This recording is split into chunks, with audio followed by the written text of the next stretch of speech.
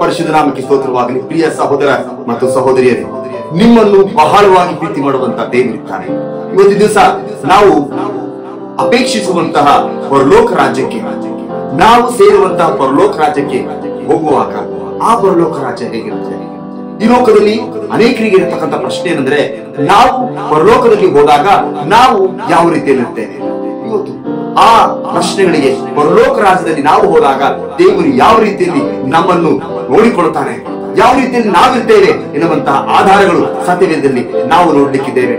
ಆ ಯೇಸು ಸ್ವಾಮಿಯನ್ನು ಮೊದಲನೇದಾಗಿ ಆತನ ಎರಡನೇ ಬರುಣಕ್ಕಾಗಿ ಕಾಯುವಂತ ಜನರು ನಾವಾಗಿದ್ದೇವೆ.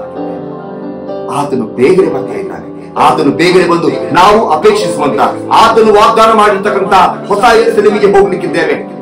ಈ ಸಮಯದಲ್ಲಿ ನಾವು ಒಂದೊಂದಾಗಿ ನಾವು ಪರಲೋಕಕ್ಕೆ ಹೋದಾಗ ನಾವು ಏನಾಗ್ತೇವೆ? ಈ ಲೋಕದಲ್ಲಿ ಅನೇಕರಿಗೆ ಇರ್ತಕ್ಕಂಥ ಪ್ರಶ್ನೆ ಏನಂದ್ರೆ, ನಾವು ಪರಲೋಕಕ್ಕೆ ಹೋದಾಗ ಅಲ್ಲಿ ನಮ್ಮ ದೇಹಗಳು ಹೋಗ್ತಾವ ಅಥವಾ ನಾವು ಆತ್ಮವಾಗಿ ಹೋಗ್ತೇವೆ?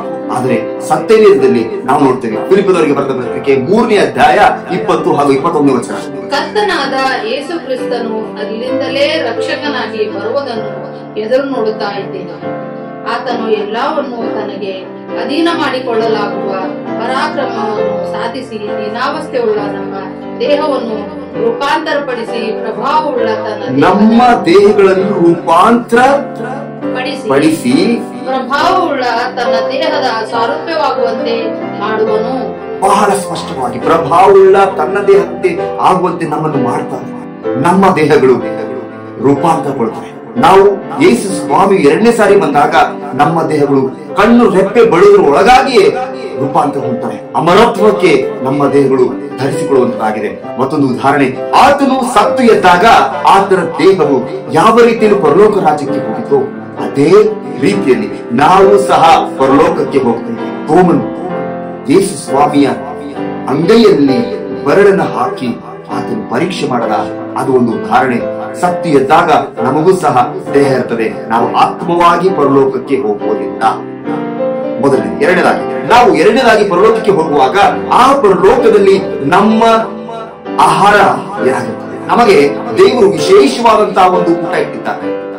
ಆದಿ ಕಾಲದಲ್ಲಿ ಏದೇನ್ ತೋಟದಲ್ಲಿ ಯಾವ ಕಾರಣಕ್ಕಾಗಿ ಆದಾಮ್ ಹವ್ವಳನ್ನು ಏದೇನ್ ತೋಟದಿಂದ ಹೊರಗಡೆ ಹಾಕಿದ್ರೋ ಆ ಕಾರಣ ಅಲ್ಲಿದೆ. ಪರಲೋಕದಲ್ಲಿ ನಿಮಗೆ ಪ್ರಶ್ನೆ ಬರ್ಬೋದು, ಪ್ರಶ್ನೆ ಬಂದಾಗ ಕಮೆಂಟ್ ಮಾಡಿ, ನಾವು ನೋಡ್ತೇವೆ ಹಾಗೂ ಅದಕ್ಕೆ ಇನ್ನೊಂದು ಹಂತದಲ್ಲಿ ನಾವು ಉತ್ತರಿಸಲಿಕ್ಕೆ ಪ್ರಯತ್ನ ಮಾಡ್ತೇವೆ. ಯಾವ ಕಾರಣದಿಂದ ಆದಾಮ್ ಹವ್ವಳನ್ನು ಆ ಏದೇನ್ ತೋಟದಿಂದ ಹೊರಗೆ ಹಾಕಿದ್ರೋ ಆ ಮರವು ಪರಲೋಕದಲ್ಲಿ, ಆ ಮರವು ಜೀವ ವೃಕ್ಷದ ಮರ. ಈ ಜೀವ ವೃಕ್ಷದ ಮರದ ಹಣ್ಣು ನಮಗೆ ತಿನ್ನುವುದಕ್ಕಾಗಿ ದೇವರು ಕೊಡ್ತಾನೆ. ಪ್ರಕಟಣೆಯ ಪ್ರವಾದನೆ ಗ್ರಂಥ 22ನೇ ಅಧ್ಯಾಯ 2ನೇ ವಚನ. ಆ ನದಿಯ ಉಭಯ ಪಾರ್ಶ್ವಗಳಲ್ಲಿ ಜೀವ ವೃಕ್ಷವಿದೆ. ಅದು ತಿಂಗಳಿಗೆ ಫಲವನ್ನು ಫಲಿಸುತ್ತಾ 12 ತರದ ಫಲಗಳನ್ನು ಕೊಡುತ್ತದೆ. ಆ ಮರದ ಎಲೆಗಳು ಜನಾಂಗದವರನ್ನು ವಾಸಿ ಮಾಡುವುದಕ್ಕೆ ಪ್ರಯೋಜನವಾಗಿದೆ. ಈ ಮರದ ವಿಶೇಷತೆ ಅಂದ್ರೆ ಇದರ ಹೆಸರು ಬಂದು ಜೀವ ವೃಕ್ಷ. ಈ ಜೀವ ವೃಕ್ಷಕ್ಕೆ ತಿಂಗಳಿಗೆ ತರತರವಾದಂತಹ ಹಣ್ಣುಗಳು. ಒಂದು ತಿಂಗಳು ಆಪಲ್, ಒಂದು ತಿಂಗಳು ಆರೆಂಜ್, ಒಂದು ತಿಂಗಳು ಗೋವಾ, ಒಂದು ತಿಂಗಳು ಪೊಮೊಗ್ರಾನೇಟ್. ಎಂತ ಸುಂದರವಾದಂತಹ ಆ ಗಿಡ ಇರಬಹುದು. ದೇವರ ಸೃಷ್ಟಿಯಲ್ಲಿ ಸೇರಿರುವಂತಹ ಈ ಗಿಡ ನಮಗೆ ಜೀವ ಕೊಡುವಂತಹ ಗಿಡವಾಗಿರ್ತದೆ. ವಿಶೇಷ ಗುಣ ಏನಂದ್ರೆ, ನಮ್ಮಲ್ಲಿ ಈ ಲೋಕದಲ್ಲಿ ಇರ್ತಕ್ಕಂತಹ ಎಲ್ಲಾ ರೋಗ ಸಮಸ್ಯೆಗಳು, ದೇಹದ ಬಲಹೀನತೆ, 1 ಕಿಲೋಮೀಟರ್ ನಡೆದಾಗ ಕಾಲು ನೋವು ಬರುವಂತದ್ದು ಪರಲೋಕದಲ್ಲಿ ಯಾವುದೇ ಇರುವುದಿಲ್ಲ. ಪ್ರಕಟಣೆ 21ನೇ ಅಧ್ಯಾಯ 4ನೇ ವಚನದಲ್ಲಿ ನೋಡ್ತೇವೆ, ಅವರ ಕಣ್ಣೀರನ್ನೆಲ್ಲ ಒರೆಸಿ ಬಿಡುವುದು, ಇನ್ನು ಮರಣವಿರುವುದಿಲ್ಲ, ಇನ್ನು ದುಃಖವಾಗಲಿ ಗೋಳಾಟವಾಗಲಿ ಕಷ್ಟವಾಗಲಿ ಇರುವುದಿಲ್ಲ. ಅಲ್ಲಿ ಯಾವ ಕಣ್ಣೀರು ಇರುವುದಿಲ್ಲ. ಈ ಲೋಕದಲ್ಲಿ ನೀನು ಕಣ್ಣೀರಿನಿಂದ, ಈ ಲೋಕದಲ್ಲಿ ನೀನು ಸಮಸ್ಯೆಯಿಂದ, ಈ ಲೋಕದಲ್ಲಿ ಏನು ಮಾಡಲೆಂದು ನೀನು ಆಲೋಚನೆ ಮಾಡುವಂತ ಪ್ರತಿಯೊಂದು ವಿಷಯಗಳಿಗೆ ಅಲ್ಲಿ ಸಮಾಧಾನ ಇದೆ, ಅಲ್ಲಿ ಉತ್ತರ ಇದೆ. ನಮ್ಮ ದೇವರು ನಾನು ನೀನು ಬಯಸುವಂತ ಆ ಪರಲೋಕ ರಾಜ್ಯದಲ್ಲಿ, ಹೊಸ ಯೆರೂಸಲೇಮಿನಲ್ಲಿ ದೇವರು ನಮಗೋಸ್ಕರ ಆರೋಗ್ಯ ಇಟ್ಟಿದ್ದಾನೆ. ದೇಹದ ಎಲ್ಲಾ ಸಮಸ್ಯೆಗಳನ್ನು ನಿವಾರಿಸುವಂತಹ ಆ ಬಲ ಇಟ್ಟಿದ್ದಾನೆ. ನಾವು ಸೇರುವಂತಹ ಹೊಸ ಯೆರೂಸಲೇಮಿನಲ್ಲಿ ದೇವರ ಆ ಸುಂದರವಾದಂತಹ ಮನೆ.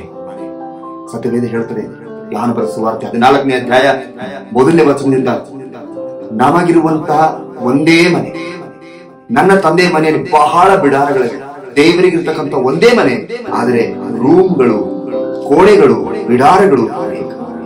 ಈ ವಿಶೇಷವಾದಂತಹ ಮನೆ ದೇವರು ನಮ್ಗೆ ಕೊಡ್ತಾನೆ. ಈ ಲೋಕದಲ್ಲಿ ನಶಿಸಿ ಹೋಗುವಂತ 50 ವರ್ಷ, 60 ವರ್ಷ, 100 ವರ್ಷ ಆದ್ಮೇಲೆ ಮನೆಗಳು ಬಿದ್ದು ಹೋಗ್ತವೆ. ಆದರೆ ನಿರಂತರ ಸದಾ ಕಾಲಕ್ಕೂ ಇರುವಂತಹ ಆ ಹೊಸ ಯೆರೂಸಲೇಮಿನಲ್ಲಿ ನಮಗೆ ಸ್ವಂತ ಮನೆಯನ್ನು ಕಟ್ಟುವುದಕ್ಕಾಗಿ ದೇವರು ವ್ಯವಸ್ಥೆ ಮಾಡ್ತಾರೆ. ಇನ್ನೊಂದು ವಿಶೇಷ ಸಂಗತಿ ಏನಂದ್ರೆ, ಅನೇಕರಿಗೆ ಪ್ರಶ್ನೆ ಇರಬಹುದು, ಪರಲೋಕ ರಾಜ್ಯದಲ್ಲಿ ನಾವು ಕೆಲಸ ಮಾಡ್ತೇವೆ, ಆದರೆ ಪ್ರಿಯ ಸಹೋದರ ಸಹೋದರಿಯರೇ, ನಮಗೆ ದೇವರು ಒಂದು ಅದ್ಭುತವಾದಂತ ಕೆಲಸ ಕೊಟ್ಟಿದ್ದಾರೆ. ಆ ಕೆಲಸ ಏನು ಗೊತ್ತಾ? ಯೆಶಾಯನ ಪ್ರವಾದನೆ ಗ್ರಂಥ 65ನೇ ಅಧ್ಯಾಯ 21ನೇ ವಚನ.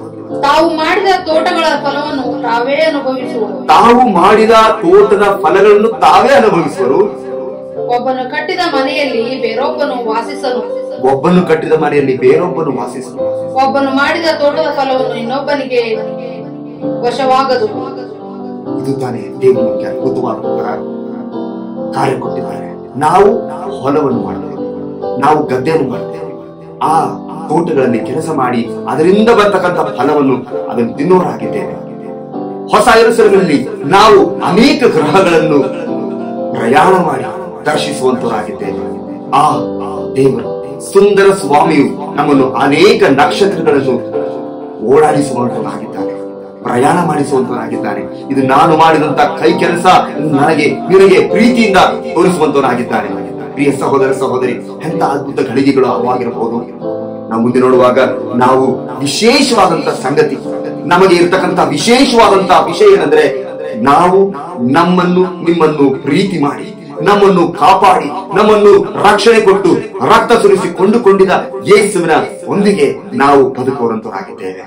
ನಾವೆಲ್ಲರೂ ದೈವ ದೂತರ ಆಗಿರ್ತೇವೆ. ಈ ಲೋಕದಲ್ಲಿ ನಾವು ಮದುವೆ ಮಾಡಿಕೊಳ್ತೀವಿ, ಆದರೆ ಹೊಸ ಯೆರೂಸಲೇಮಿನಲ್ಲಿ ಯಾರು ಮದುವೆ ಮಾಡಿಕೊಳ್ಳುವುದಿಲ್ಲ. ನಮ್ಮ ಸತ್ಯವೇದಗಳನ್ನು ಮಾರ್ಕನ ಬರೆಸುವ ವಾರ್ತೆ 12ನೇ ಅಧ್ಯಾಯ 25ನೇ ವಚನಕ್ಕೆ ತಿರುಗಿಸುವ, ಸತ್ತವರು ಬದುಕಿ ಎದ್ದ ಮೇಲೆ ಮದುವೆ ಮಾಡಿಕೊಳ್ಳುವುದೂ ಇಲ್ಲ, ಮಾಡಿಕೊಡುವುದೂ ಇಲ್ಲ. ಪರಲೋಕದಲ್ಲಿರುವ ದೇವದೂತರಂತೆ ಇರುತ್ತಾರೆ. ಪರಲೋಕದಲ್ಲಿರ್ತಕ್ಕಂಥ ದೇವ ದೂತರ ಹಾಗೆ ನಾನು ನೀನು ಇರುವಂತಹ ಅದ್ಭುತವಾದಂತಹ ವ್ಯವಸ್ಥೆಯನ್ನು ಮಾಡ್ತಾರೆ. ಎಂತಹ ಸುಂದರವಾದಂತಹ ಗಳಿಕೆ. ನಾನು ನೀನು ಆ ಹೊಸ ಯೆರೂಸಲೇಮಿನಲ್ಲಿ ಸೇರುವುದಕ್ಕಾಗಿ ದೇವರ ಆಹ್ವಾನ ಮಾಡ್ತಾನೆ.